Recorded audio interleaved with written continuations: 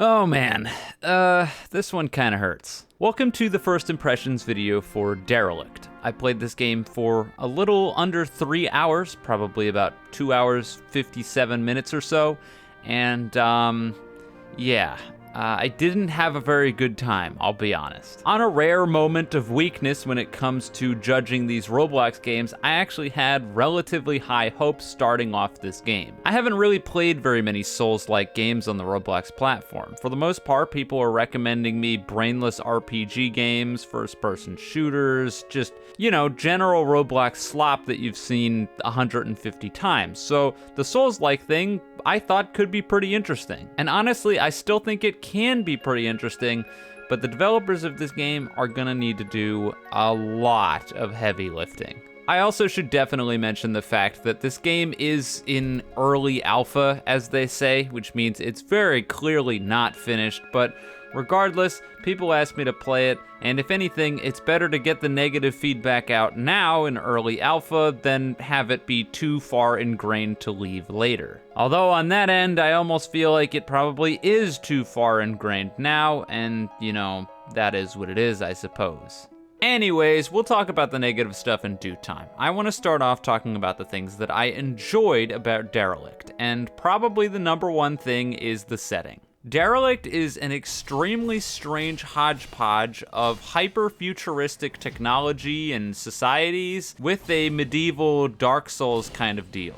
I don't really know how to explain it, it's kind of difficult. When you start off the game, it's very clearly just sort of a Dark Souls-inspired Roblox game. And then you get to one of the second areas of the game, and all of a sudden this Killzone-looking motherfucker shows up with a laser gun, and you're like, what the fuck is going on? And I am so on board for that. If there's anything that can set this game apart and make it unique, it's the extremely strange setting of mixing these two genres and settings of games together. Just the idea of trying to take your medieval weaponry and use it to take on and successfully defeat opponents that clearly have much stronger technology, along with the potential ability of ending up wielding that technology later yourself. I just think that's super, super cool. I haven't really seen it done before, and I'm excited to see where they could potentially go with it. The other thing that I enjoyed while playing Derelict, albeit it had plenty of flaws, was the actual gameplay itself. The thing that made Derelict interesting was that depending on whether or not you have a shield equipped or don't have a shield equipped, it changes how the game is played.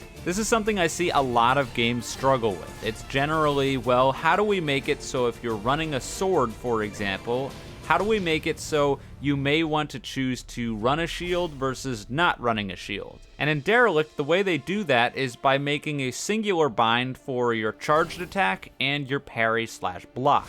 In layman's terms, what this basically means is that if you're not running a shield, your block key is replaced with a heavy attack. This heavy attack can only be used if you're not using a shield. And then obviously if you're using a shield, if you press the block key, you'll try to parry, and if you hold it, you'll go to block. This is a really interesting gameplay concept, and I think it's very well executed in the game. And lastly, in terms of good things, I think the very beginning of the game, where there's direction and a bit of a tutorial, is pretty well handled. I knew where I was going, it taught me all the mechanics I generally needed to know, and overall is just well done. Unfortunately, those are really the only good things that I have to say about the game. There was a lot of problems that I ran into. The first and probably most important was the combat itself. I get that they were going for a Dark Souls feel, but the combat in Derelict just feels stilted, slow, unresponsive, janky, I don't know how else to put it. And I think a lot of it stems from the extreme amount of end lag that you seem to have on every single attack. There were so many moments when I was playing the game where I would attack and then I would be holding a direction, and because the game just completely stops you in place while these things are happening, I would just be standing there, unable to roll, unable to block, unable to even move just a little bit. Nothing. I just had to sit there and tank it.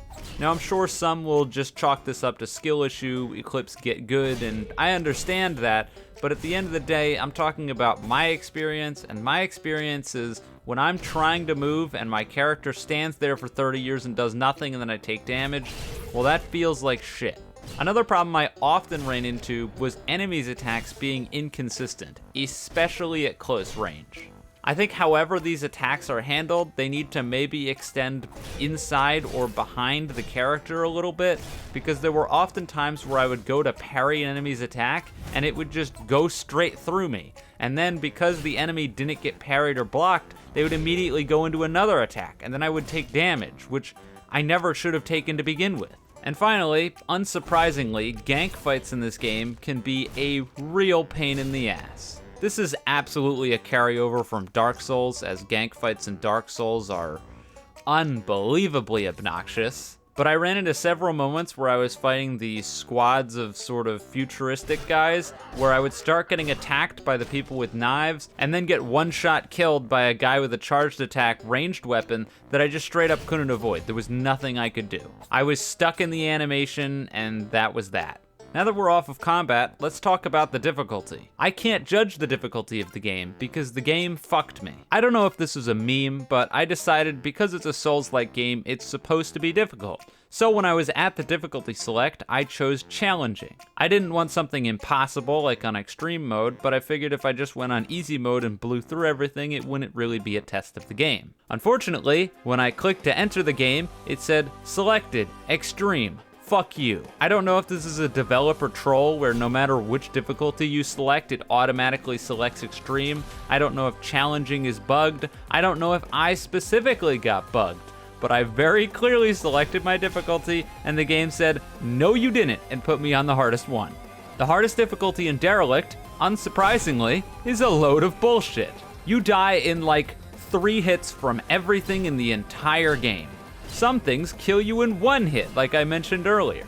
As you can probably imagine, it's not very fun when you get killed in like 3 hits.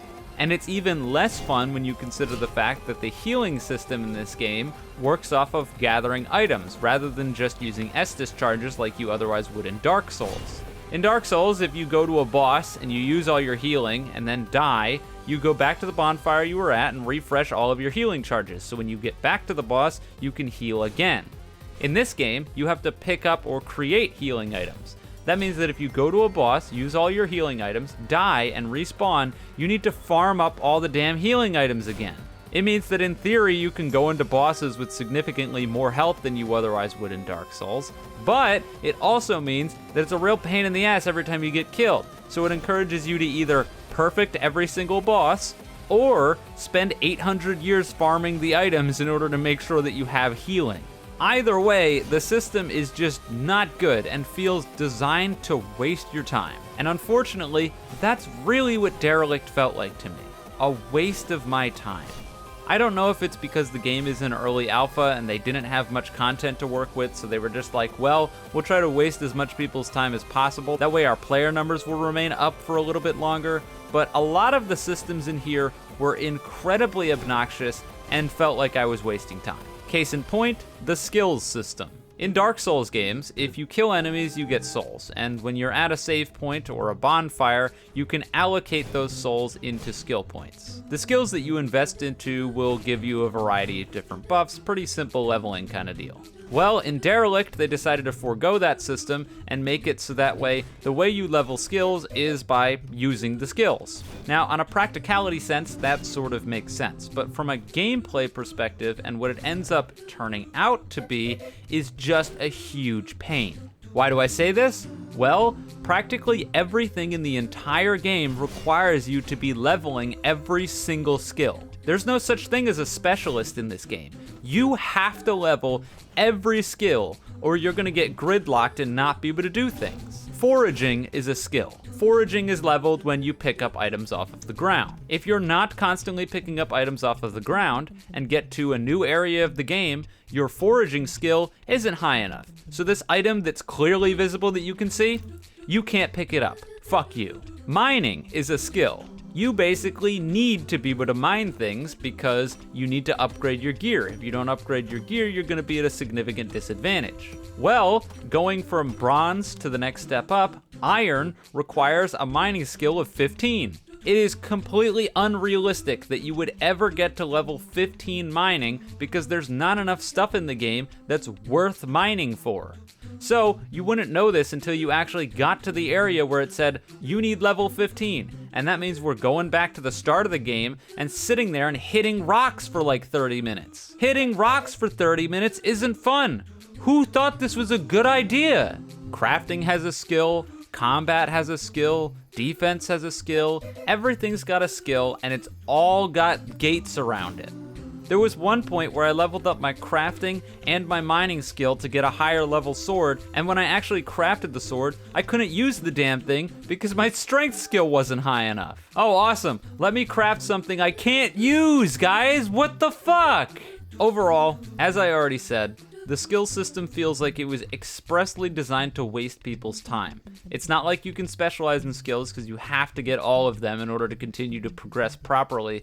And it's just, well, it's just not a fun system to interact with. Speaking of not having fun, how about wandering 800 miles of barren wasteland? Oh. I mean, at least they're self-aware, right? Self-aware or not, this game has the worst barren wasteland problem of any game I've played so far on the channel. And I know that's probably pretty mind-blowing. Yes. Somehow, it is worse than Arcane Lineage's Barren Wastelands. It's worse than Voxel Blade's Barren Wastelands. You just walk and follow a path for like 800 years with extremely sparsely populated enemies every once in a while, a lot of which will be so far outside your level range that you'll just have to avoid them completely. So if you really, really like just wandering around, this is your game. But if you don't like that, you might want to give this one a pass. Sometimes I just don't understand how Roblox developers design these environments without thinking about the fact that real people have to traverse them. Like seriously, when the Derelict developers were putting together the environments, did they actually go through and walk the 5 minutes it takes from one area to another where nothing happens in between? Or was it by design, again, to waste your time to keep player counts? I really don't know. There are interesting areas of the game, but they're so spread apart with absolutely nothing in between them that it's hard to justify the distance you have to travel. So really, when you couple the absolutely obnoxious skill system with the lackluster and clunky combat and massive distances you need to travel through open wastelands, what you end up getting is just a mediocre and unfun gaming experience, all capped off by an impossible difficulty that I can't change. I don't know if I mentioned that, but I looked around everywhere and couldn't for the life of me figure out how to change the difficulty. So I'm just stuck on impossible mode. Whatever, this is one of those niche games, so I'm sure I'm gonna get attacked by the fan base who follows it, and the rest of the people on my channel likely won't even end up seeing the video because it's so niche. But regardless, that's just how I felt about it all. It does seem like there is the potential for there to be good bones here, and I genuinely wanted to like this game, but after playing it, I just can't. Seeing as they're in pre-alpha, I really hope the game improves and can potentially be a heavy hitter on Roblox, but in its current state, and if it continues in the state that it's been in, well, I don't know how likely that is. With that said though, I am done here. So if you enjoyed the video, you can leave a like and subscribe. If you didn't, don't. And with all that being said, have a wonderful day or night wherever you are, and I'll see you guys next time.